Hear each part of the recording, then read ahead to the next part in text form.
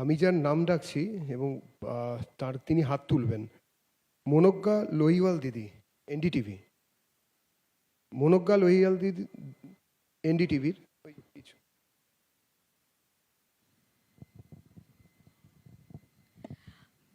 अमित जी, मेरा सवाल ये है कि अभी तक प्रधानमंत्री नरेंद्र मोदी ने झालमुड़ी खाई है, नाव में आज सैर की है और उसके बाद गंगा नदी और बाकी सबकी बातें हुई हैं। जो भी होता है उसे मुख्यमंत्री ममता बनर्जी कहती हैं या तो पब्लिसिटी स्टंट है या फिर बंगाल में एक जगह बनाने की ममता जी कोशिश का है। मानसिकता ऐसा है, मोदी जी बोलेंगे नहीं कभी, मगर गलती से बोल जाए टीएमसी को वोट दो तो कहे नो नो नो नहीं देना है, मोदी कहता है टीएमसी को वोट मत देना। अब ममता जी को कौन समझ सकता है? भला कोई गंगा में नाव से सैर करे और अपने आप को गंगा किनारे रहने के वाले लोगों के साथ जोड़कर गंगा के शुद्धिकरण का वादा याद कराए, इसमें क्या आपत्ति हो सकती है? और झालमुड़ी खाने में क्या आपत्ति? ममता दीदी भी मैंने सुना है खाती है, अब मोदी जी खा रहे हैं तो विरोध कर रही है। বিপ্রশ্রী, आनंदबाजार पत्रिका। भाई ये आगे से हाथ खड़े करते हैं, उनको बुलाओ यार, तुम कमाल आदमी हो। Good morning, sir. You were in the state for last couple of days before the election. On that basis, अरे यार कपल ऑफ डेज नहीं, 14वां दिन है आज। 14th day. भयानक तरीके से रिड्यूस करते हो यार। Trinamool has challenged you on that basis that 4th May on the date of result, you. बैठ जाओ बैठ जाओ, ये अभिषेक जी की भाषा है। मैं ना इसका जवाब दे सकता हूं ना रिस्पॉन्ड कर सकता हूं। मैं इस तरह की ओछी बातों का जवाब नहीं देता भैया, वो बोलते रहते हैं, समाज में कई प्रकार के लोग होते हैं। अंजना ओम काश्यप, आज तक। गृह मंत्री जी, मेरा सवाल आपसे ये है कि हाल में कई राज्यों में हमने देखा कि एक प्रो इनकम्बेंसी रही अब हाई वोटर टर्नआउट में। उस कॉन्टेक्स्ट में अगर पश्चिम बंगाल में इस वोटर टर्नआउट को देख रहे हैं जो कि अब तक का सबसे प्रचंड है, तो क्या आधार है कि आप इसको बीजेपी के पक्ष पर मान रहे हैं? जो आपको फीडबैक मिला हो, अगर वो थोड़ा विस्तृत करके आप बता सकें। देखिए, यहां एंटी इनकम्बेंसी चरम पर है, गत चुनाव में भी चरम पर थी, मगर गत चुनाव में वोटिंग जितना भयमुक्त होना चाहिए उतना नहीं हुआ था। ढेर सारे बूथ लूटे गए थे, ढेर सारी जगह पे गांवों से मतदाता को निकलने नहीं दिया गया था। वहां तक कि हमारे कुछ कार्यकर्ताओं ने प्रयास किया था कि तृणमूल के झंडे लेकर जुलूस निकाल कर वोट डालने जाए तो शायद देने देंगे, मगर ये भी सफल नहीं हुआ था। इस चुनाव में शुरुआत से मतदाता सूची का शुद्धिकरण हुआ है, ढेर सारे फर्जी मतदाता कट गए हैं, ढेर सारे घुसपैठियों के नाम कटे हैं। प्रशासन ने और पुलिस ने और सीएपीएफ ने सुरक्षा का चौक चौबंद व्यवस्था करा है और चुनाव आयोग ने भी अपनी पैनी नजर भयमुक्त वोटिंग के लिए बनाकर रखी है।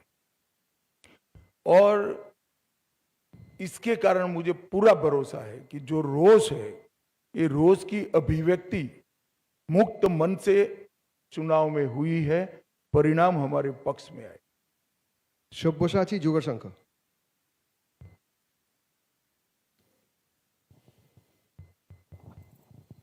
सर, पहले दफ़ा जो मतदान हुआ है इसमें आप लोग दावा कर रहे हैं कि 110 के ऊपर जाएगा, लेकिन तृणमूल कांग्रेस का दावा है ये एसआईआर के अगेंस्ट में वोट जा रहा है। इसके विषय में आपको क्या टिप्पणी है? कुछ नहीं कहना है, सबको जो भरोसा है वो बताना चाहिए जनता को। जनता को किस पर भरोसा करना वो जनता तय करे। Devendra Parashar, India TV.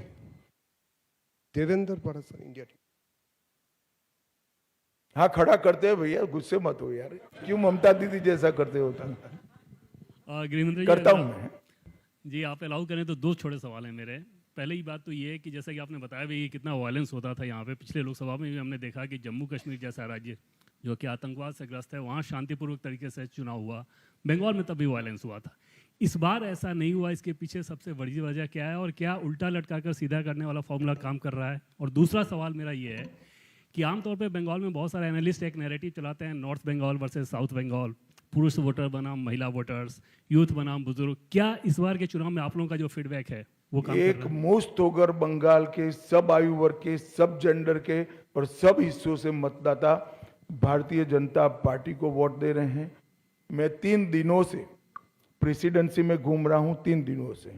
मैं आपको बताता हूं, प्रेसिडेंसी इस बार नॉर्थ बंगाल से आगे रहेगी। गृह मंत्री Amit Shah ji, Nishant Kumar, Organiser English weekly से। आपने कहा कि इस चुनाव में प्रथम चरण में अभी तक कोई भी हत्या नहीं हुई, जो कि बहुत ही काबिल तारीफ है।